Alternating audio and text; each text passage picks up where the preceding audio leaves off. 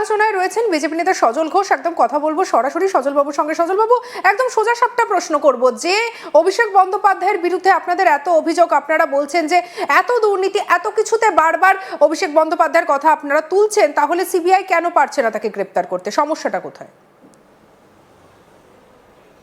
না, আমি বিশ্বাস করছি না যে সিবিআই পারছে না। আমি বিশ্বাস করি যে সিবিআই হয়তো করছে না। হ্যাঁ, তার কারণটা হচ্ছে আমার যেটা পরিষ্কার, দেখুন এটা আপনার একার অভিযোগ নয়, এটা আমারও অভিযোগ যে এতে আমরাও কিছুটা হতাশ। বাংলার মানুষকে তো আমাদের জবাব দিতে হয়। কিন্তু রাজনীতিটা যারা বোঝেন তারা বোঝেন যে কেজরিওয়ালকে ধরা সহজ ছিল, কারণ কংগ্রেস পাশে সমর্থন দিয়েছিল।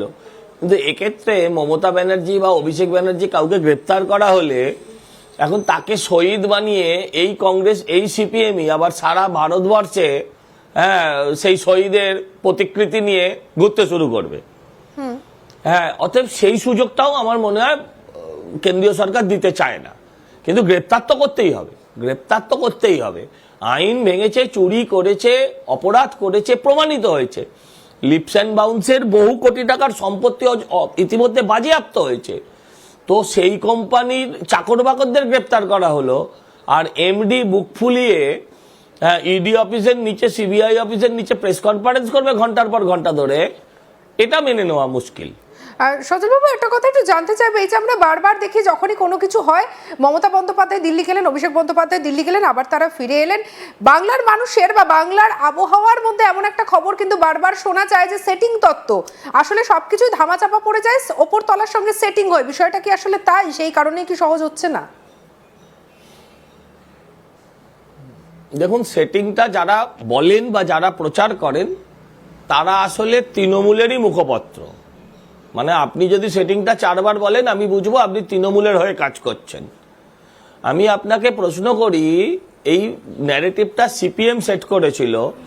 যে সিপিএম কোনো কালে মমতা ব্যানার্জির বিরুদ্ধে একটা এফআইআর করেনি, হ্যাঁ, 21শে জুলাই হোক বা ওই 14 দিনের রাস্তা বন্ধ করে রাখা হোক কিংবা বিধানসভা ভাঙচুর হোক, একটা এফআইআর অবধি করেনি, গ্রেপ্তার তো অনেক দূরের কথা। তারা এই অভিযোগগুলো করছে যখন আমরা ওদের 5-7টা মন্ত্রীকে বহু বছর জেল কাটিয়ে দিয়েছি।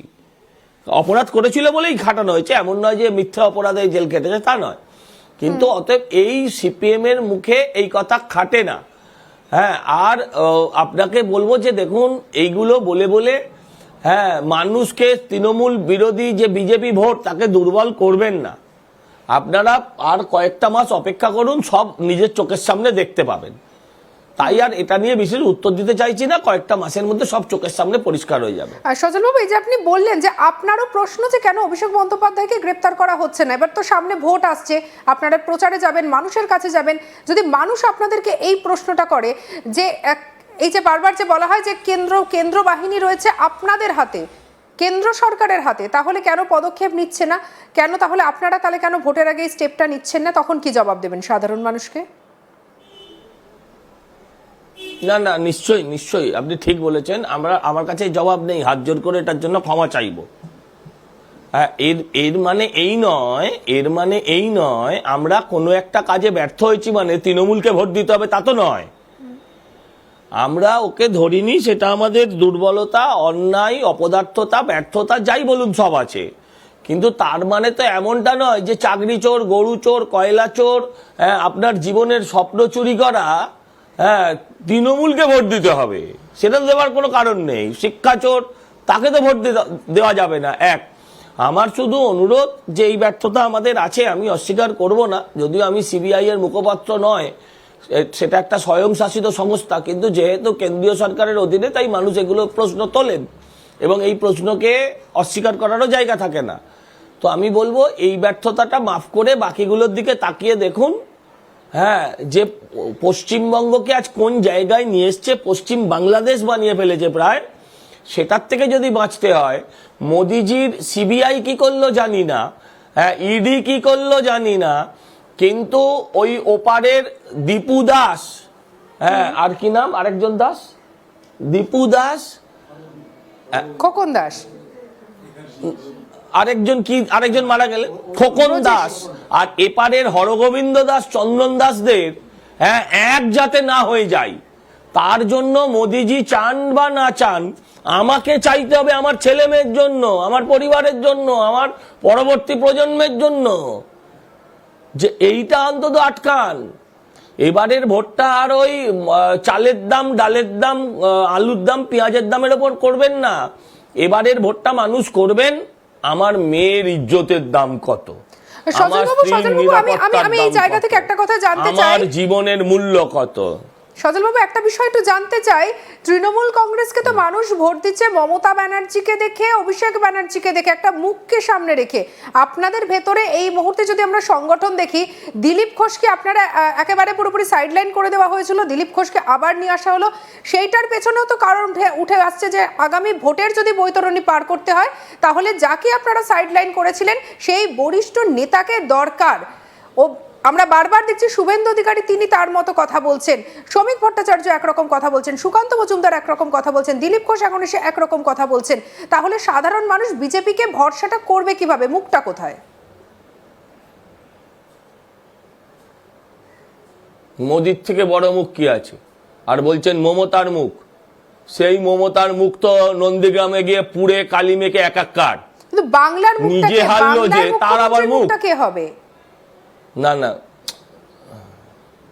বাংলার মুখ্যমন্ত্রীর কথা আপনি না ভাবলেও চলবে। আগে এই পোড়ামুখ যে আছে না পশ্চিমবঙ্গে, সেটাকে সরানোর কথা ভাবতে হবে। মানুষ সেটা ভাবছে। বিজেপি কোথাও সব জায়গায় মুখ করে ভোট লড়ে না, বেশিরভাগ জায়গায় বিজেপি মোদিকে মুখ করে লড়ে, ভারত মাতাকে মুখ করে লড়ে, হ্যাঁ, কারখানাকে মুখ করে লড়ে, হ্যাঁ, দেশপ্রেমকে মুখ করে লড়ে, জাতীয়তাবোধকে মুখ করে লড়ে, শিক্ষাকে মুখ করে লড়ে। হ্যাঁ, ব্যক্তির মুখের কোনো মূল্য নেই, মূল্য তার নীতিবোধের, মূল্য তার আদর্শের, মূল্য তার সিস্টেমের। আর এটাও বলছি, কোথাও সুকান্ত মজুমদার এক কথা বলছে না, দিলীপ ঘোষ আরেক কথা বলছে না, শ্রমিক ভট্টাচার্য আরেক কথা বলছে না, সবাই এক কথাই বলছে, তৃণমূলকে তাড়াতে হবে। বাকিটা আপনাদের ন্যারেটিভ, যেটা শুনলে, যেটা বাজালে আপনাদের ভালো হয় সেটা বাজাবেন, ওগুলো ব্যবসায়িক কারণ, ওর সঙ্গে এসবের কোনো সম্পর্ক নেই। বলুন সজলবাবু, আমরা কথা বলেছিলাম তথাগত রায়ের সঙ্গে। তথাগত রায় একটি কথা বলেছেন যে 2021 সালে যে বিজেপির এই যে ফল, এই ফলাফলের পেছনে দায়ী হচ্ছেন কৈলাস বিজয়বর্গীয়। কিভাবে দেখছেন বিষয়টা? আপনিও কি সেটাই মনে করছেন? দেখুন, তথাগত রায় একজন বিদগ্ধ নেতা, বর্ষিয়ান মানুষ, অগাধ পাণ্ডিত্য, তার কথার কন্ট্রাডিকশন আমি করতে পারবো না। তার কথার কন্ট্রাডিকশন, তাকে নিয়ে বিতর্ক, তাকে নিয়ে আলোচনা করার মতন যোগ্যতা আমার ভেতরে নেই।